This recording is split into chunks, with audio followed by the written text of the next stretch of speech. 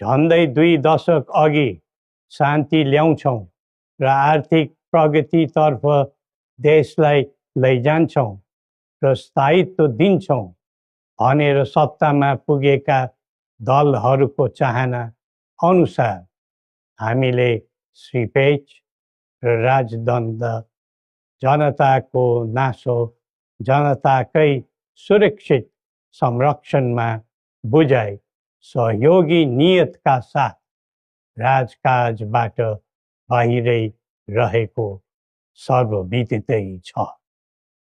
यो दायित्वबाट पलायन वा निषेधित राजनीतिका निम्ति कमजोरीको अनुमोदन थिएन, न त यो भावना आम जनतामा नै थियो।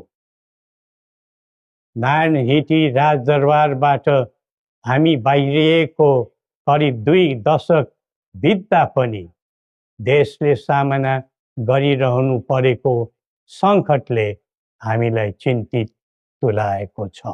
हिजो देश नबनेकोमा चिन्ता थियो, आज देश नै नबच्ने हो कि भन्ने निराशा पैदा भएको छ।